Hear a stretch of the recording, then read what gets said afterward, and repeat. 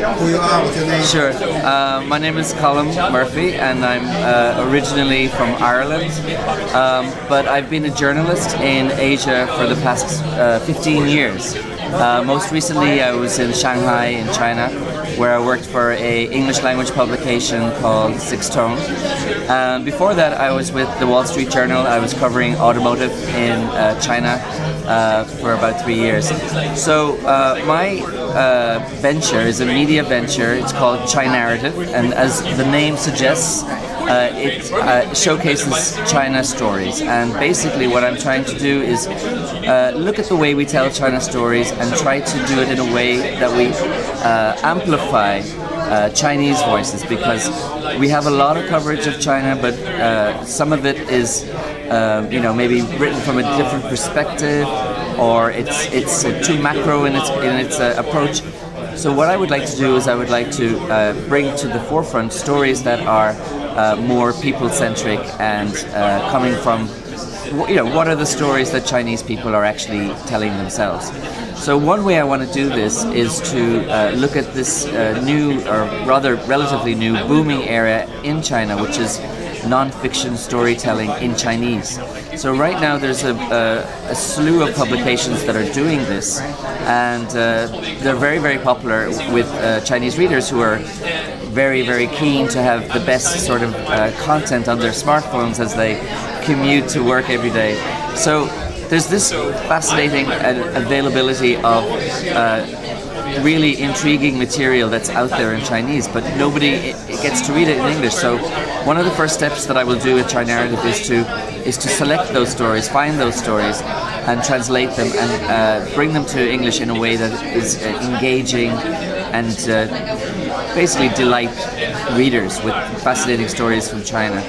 Another thing we will be doing is bringing best examples of non-fiction from the United States in English. We will take that to China, translate it to Chinese, and distribute that through WeChat and other messaging apps.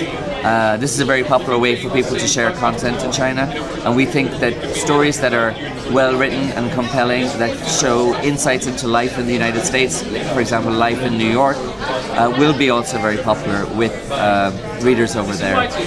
And then the final component of the venture's plan, which will be step by step, it will take a little bit of time to get to this final destination, but it is an important destination, and that is the education component. What we want to do is, in China, we want to set up an academy that will help Chinese people who want to tell their stories in English to do so more effectively.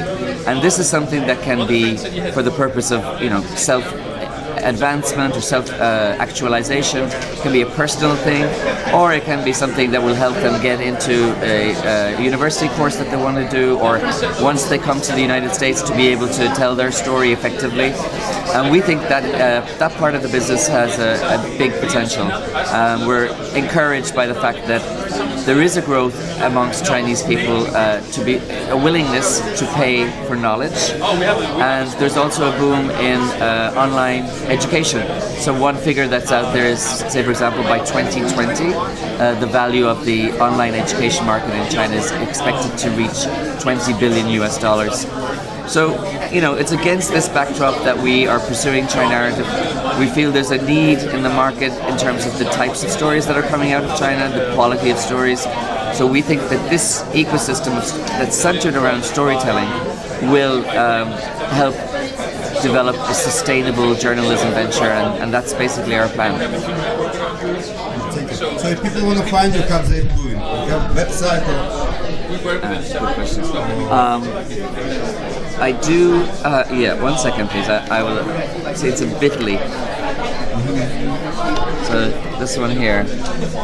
So basically, if people want to find me, the best way is to sign up for my newsletter, and the sign up list is here. It's a bit.ly, and it's bit.ly/Chinarrative. That's CHINARRATIVE,